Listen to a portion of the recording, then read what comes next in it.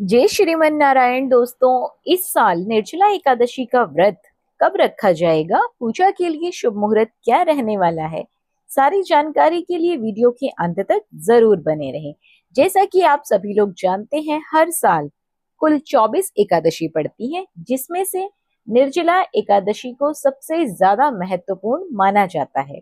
निर्जला एकादशी का व्रत ज्येष्ठ मास के शुक्ल पक्ष की एकादशी तिथि को मनाया जाता है।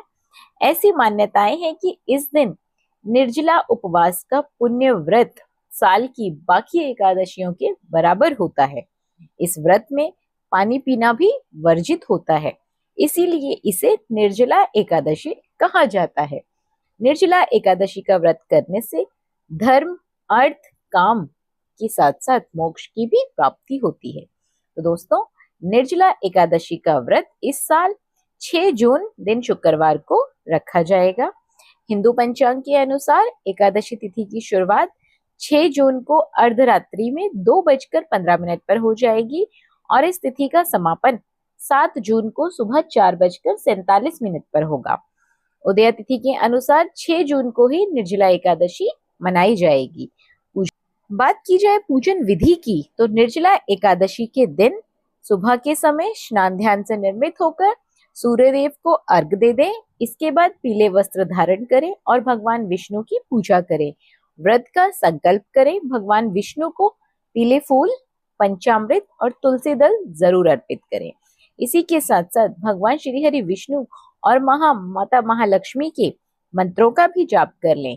व्रत का संकल्प लेने के बाद अगले दिन सूर्योदय होने तक जल की एक भी बूंद ग्रहण ना करें। इसमें अन्न और फलाहार का भी त्याग करना होता है।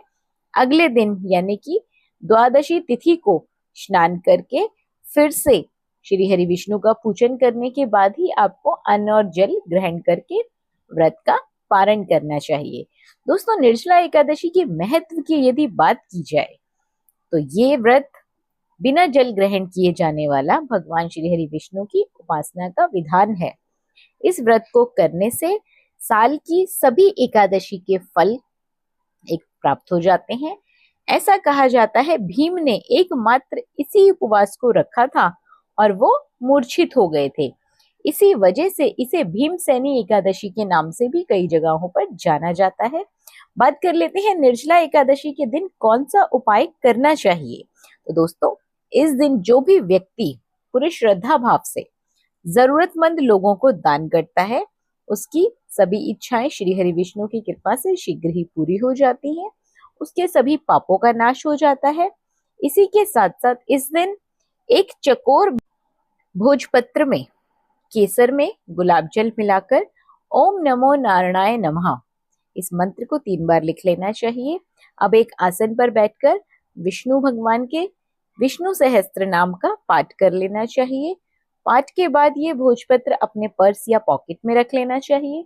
ऐसा करने से धन धान्य में वृद्धि होती है और जिन भी लोगों का कार्य रुका होता है वो कार्य बनने लग जाते हैं और धन में भी लाभ होता है। तो दोस्तों, ये थी जानकारी एकादशी को लेकर। आशा करती हूँ सारी जानकारी आप लोगों के लिए उपयोगी साबित होगी। वीडियो पसंद आया हो तो वीडियो को लाइक और शेयर जरूर कर दीजिए। धन्यवाद।